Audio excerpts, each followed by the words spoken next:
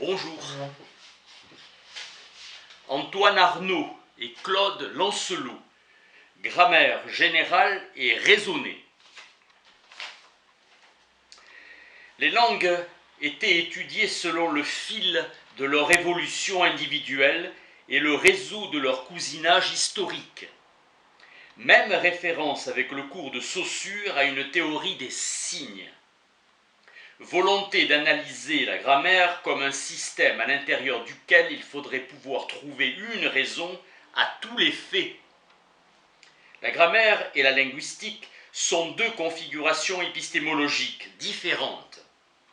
Définir l'isomorphisme partiel de deux figures. Chomsky entreprend de faire apparaître une grammaire où le langage serait analysé comme une activité créatrice, où le système de la langue ne serait pas séparable de l'élaboration rationnelle qui permet de l'acquérir. La grammaire générale et raisonnée, publiée en 1660, était une entreprise pédagogique. Lancelot a édité en 1644 une grammaire latine, simple réforme énonçant les règles de grammaire appuyées d'exemples.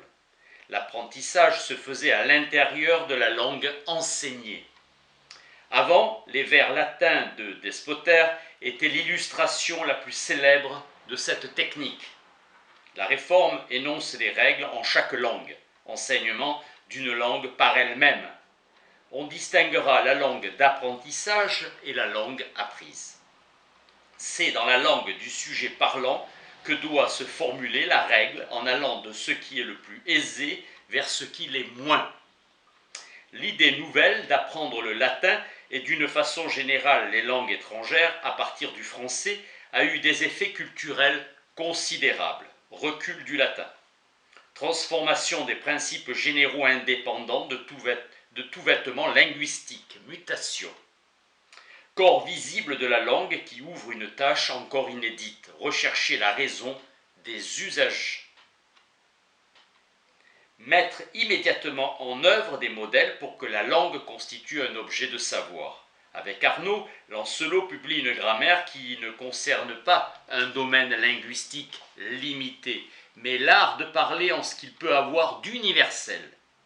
C'est une grammaire qui prend recul par rapport à une ou deux langues données et qui remonte aux usages particuliers, à des principes universellement valables. Le critère consiste dans la réciprocité entre le caractère général et le caractère raisonné de l'analyse. Loi valant de la même façon pour toutes les langues, de l'ordre de ce que les hommes en général peuvent vouloir dire.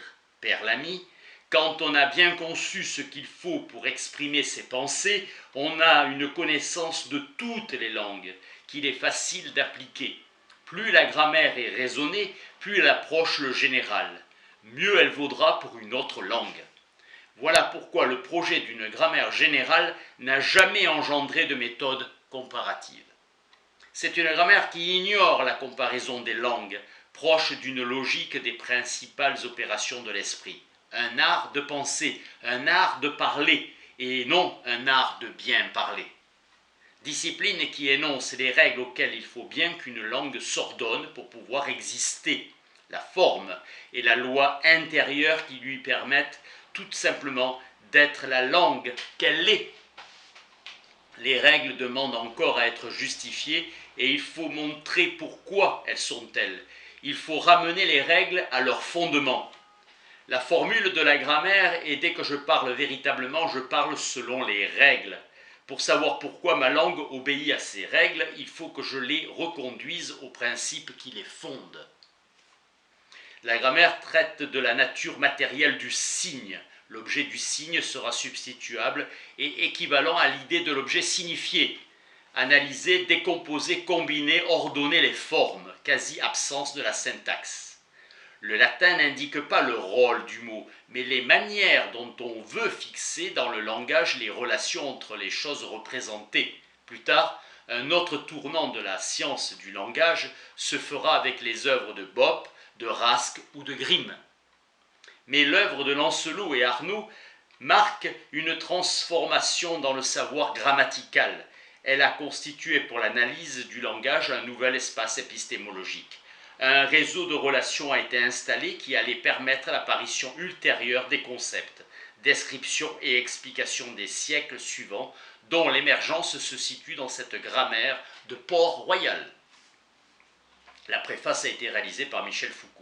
L'ouvrage définit les voyelles, les consonnes et les syllabes et il évoque l'accent, les caractères. Les sons ont été pris par les hommes pour être signes des pensées et qu'ils ont aussi inventé certaines figures pour être les signes de ces sons. L'ouvrage propose une méthode pour apprendre à lire facilement, chaque lettre ayant son nom. On la prononce seule, autrement. La connaissance de ce qui se passe dans notre esprit est nécessaire pour comprendre les fondements de la grammaire. Invention merveilleuse de composer de 25 ou 30 sons cette infinie variété de mots. Ainsi l'on peut définir les mots des sons distincts et articulés dont les hommes ont fait des signes pour signifier leurs pensées. Les hommes ne parlent guère pour exprimer simplement ce qu'ils conçoivent, mais c'est presque toujours pour exprimer les jugements qu'ils font des choses qu'ils conçoivent. Le jugement que nous faisons des choses comme la terre est ronde s'appelle proposition. Deux termes, un sujet qui est ce dont on affirme, terre, et un attribut qui est ce qu'on affirme, ronde, et la liaison est, EST. La principale chose qui se passe dans notre esprit est le jugement. Les hommes ont eu besoin de signes pour marquer tout ce qui se passe dans leur esprit. La substance est ce qui subsiste par soi-même. Les substantifs sont les noms qui subsistent par eux-mêmes dans les discours, sans avoir besoin d'un autre nom. Il existe deux genres masculins et féminins, et les Grecs, les Latins aussi, ont ajouté un troisième, le neutre. L'usage des articles est de déterminer la signification des noms communs. Le pronom a été inventé quand les hommes ont été obligés de parler souvent des mêmes choses dans un même discours, dans le nom commun. La signification est fixe et l'étendue de cette signification qui est sujette à varier. Une règle de logique est que dans la proposition affirmative, le sujet attire à soi l'attribut, le détermine. Une langue demeure toujours incertaine et que n'ayant aucun principe, elle ne pourra jamais se fixer. Les adverbes sont nés du désir des hommes d'abréger le discours, sera préféré avec sagesse que sagement. Le principal usage du verbe est de signifier l'affirmation. Il marque la liaison que nous faisons dans notre esprit de deux termes d'une proposition. Aristote définit le verbe, mot qui signifie avec temps. Les participes sont des vrais noms, point verbe, signifiant des actions et des passions, et même des choses qui passent selon la définition de Scaliger. L'infinitif est un nom substantif, et par abstraction de l'adjectif. Il y a trois temps simples, le présent, passé, futur. Il y a deux sortes de prétérites. L'un marque la chose précisément faite et l'autre qui la marque indéterminément faite. Le temps composé marque doublement le passé, le plus que parfait. Les verbes sont des mots qui signifient la manière et la forme de nos pensées, dont la principale est l'affirmation. L'infinitif retient l'affirmation. Le verbe « est » signifie l'existence. Ce que le participe retient du verbe est l'attribut, la désignation du temps. Le gérondif est un nom substantif qui est toujours actif. Le verbe être est souvent auxiliaire d'une manière plus irrégulière. Le verbe avoir n'a de temps que par lui-même et par son auxiliaire. Dans les verbes actifs, l'auxiliaire être prend la place d'avoir. Les interjections sont des mots qui ne signifient rien hors de nous. La syntaxe ou construction des mots, la raison universelle, la même dans toutes les langues, est une suite naturelle de ce qui est en usage presque partout, pour mieux distinguer le discours. Les verbes doivent avoir la convenance des nombres et des personnes avec les noms et les pronoms. La syntaxe de régime est presque toujours arbitraire et se trouve très différente dans toutes les langues. L'on ne parle pas seulement pour marquer ce que l'on conçoit, mais pour exprimer ce que l'on pense de ce que l'on conçoit, ce qui est marqué par le verbe.